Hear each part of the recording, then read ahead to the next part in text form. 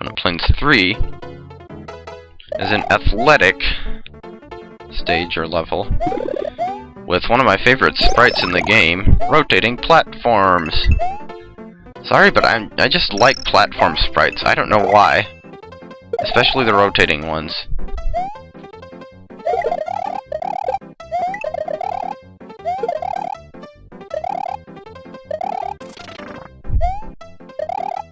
Well, that wasn't what I meant to do, but all's well that ends well.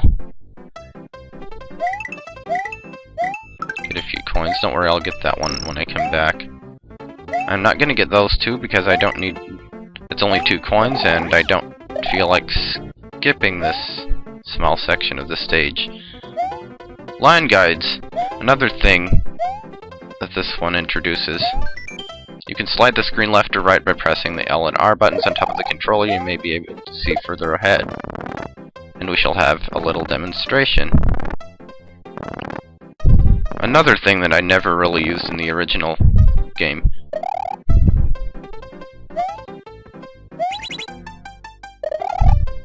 Although, admittedly, it's a lot easier to perform than the cape flying thing. No. That was dumb.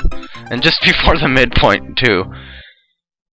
You know how many times I've screwed that up? Like 0. As luck would have it, it happened to be the time I'm LPing it. Oh yeah, but at least we get a cape right off because of that green block. Since we got the green switch palace, the green exclamation mark blocks are filled in. Or dotted line blocks, whatever.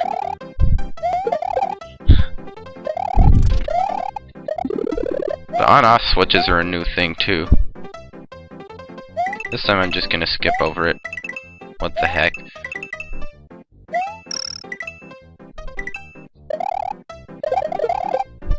Of course, this one actually is immensely easier if you have a cape. At least if you don't hit that one, you won't fall down the bottomless pit.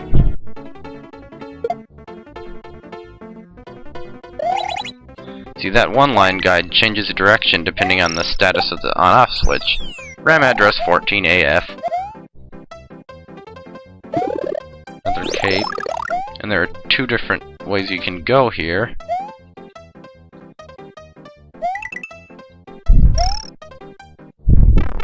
Sadly, they didn't really seem to do much with the on-off switch in this game. And we get another one of these bonuses.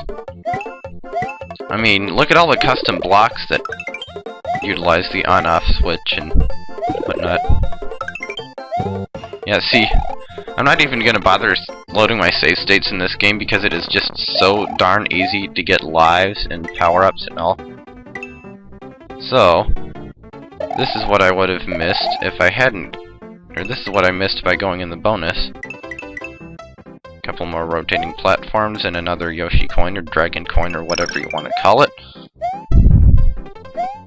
Rotating platform in conjunction with line guided fuzzy. And that time that was a 1-up. 29, and since we've overflowed 100, I should get a bonus game.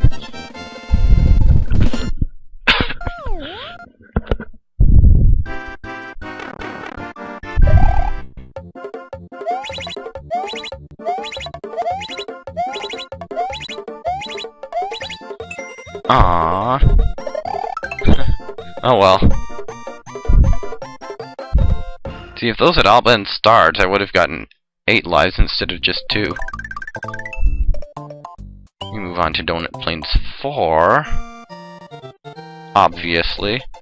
And we're back to the grass again. Whoa! What is this thing? The informal term for it is disco shell.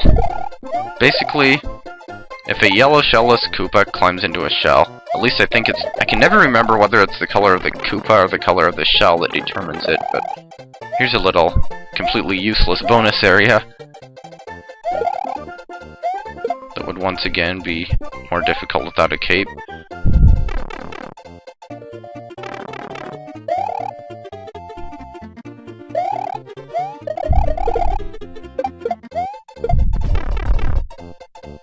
I didn't just... Yeah, I did. Just went into the same one again. I always forget where the other one is. There's another bonus area that actually is a bonus area because you get a Yoshi coin, but...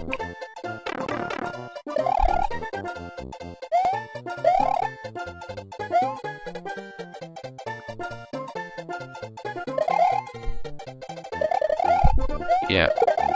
I'm just being stupid here. Amazing Flying Hammer Brother.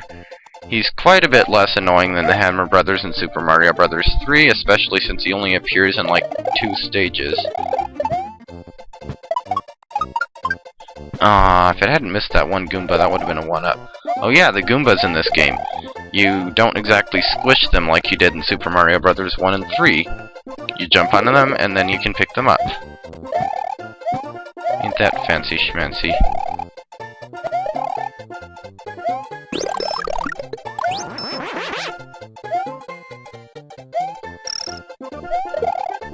I'm sure there's a vine around here somewhere.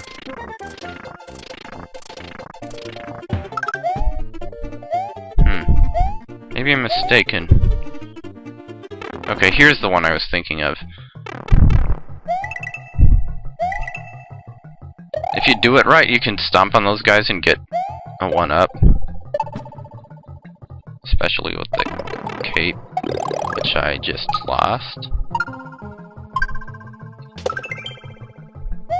Yeah, I could have gotten more than 1 life if I'd done it right, but obviously I didn't, and I'm lucky I didn't just fall down that bottomless pit.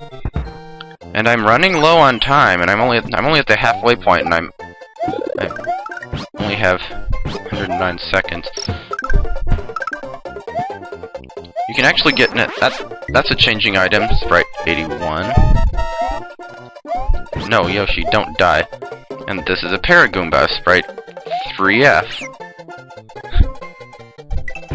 Yoshi, quit panicking. You can actually get a lot of lives here if you take the star from the changing item instead of the cape or whatever else, because you can get invincible and run into these guys, and you need to use this platform to get over the gap, and another 40. There's another place in this game where you can get like 17 lives by getting the star and running through bad enemies until you get lives.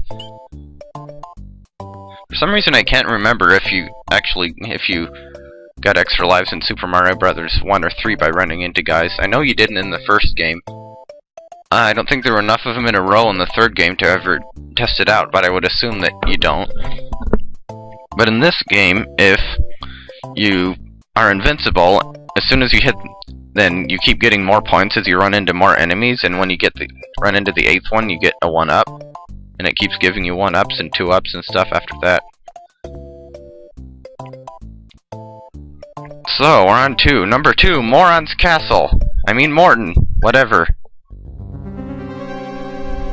And I have to leave Yoshi behind. Thwimp. Emphasis on Wimp. He's basically a 16 by 16 thwomp that bounces back and forth. And these are ball and chains. And that's cut off their cement blocks and those castle bricks. Here are our old friends, the thwomps. We saw these in Super Mario Bros. 3. Along with that Podoboo that jumped up out of the lava. Who came up with the name Podoboo anyway? And that was a Dry Bones. Sprites 30 and 32, and that one was 32 since it doesn't throw bones. And the Podoboo is 33, Thwimp is 26, or 27, the Thwomp is 26. Sorry. I just like stating the sprite numbers of everything. You can kinda and I fail.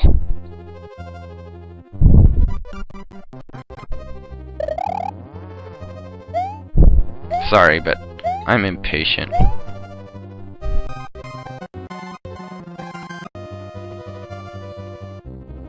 Yeah, you can speedrun that part if you do it right. Just like in Super Mario Bros. 3, you can't kill the Dry Bones.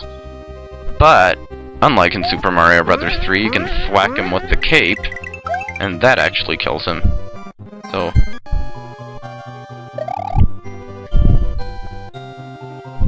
oh yeah, and this would be our second Layer 2 scrolling level. There's a springboard. Unlike in the first game, Super Mario Bros. 1, you can carry these. And you want to get through here as quickly as you can, otherwise you'll get crushed. I should just purposefully get hurt. Even though I can't fly with the cape, you can still whack so many enemies with it that it's almost too powerful. Same with the fire power, but it can't kill as many things. Be very careful in this part, unless you want to get crushed or fall into spikes. And boss door. I'm gonna let Morton do his attack once, just because I feel sorry for the guy, but after that, he's going down. He climbs the wall, he climbs the ceiling. When he gets over to where you are, he drops. But beside that, he's really easy to beat, because you can just bonk him 3 times right in a row as soon as his invincibility period wears off. No harm done.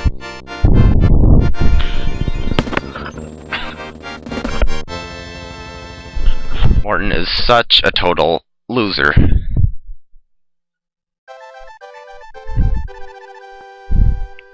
Thank you! How can an egg talk? Samara uses his manly strength to destroy the castle. Morton Koopa Jr. of Castle Number 2 is now just a memory. The next area is the underground Vanilla Dome. What traps await Mario in this new world? What will become of Princess Toadstool? You know, the first time I played this game, I don't think I knew the word await. I was like 7 at the time, so I thought it was like they were using traps as a verb and await was an adjective. I don't know. Like, what traps Mario in this new world? I don't know. But so we're on to World 3. Vanilla Dome. And I shall save state even though I don't need to. And that's the end of this one. Thanks for watching. See you next time.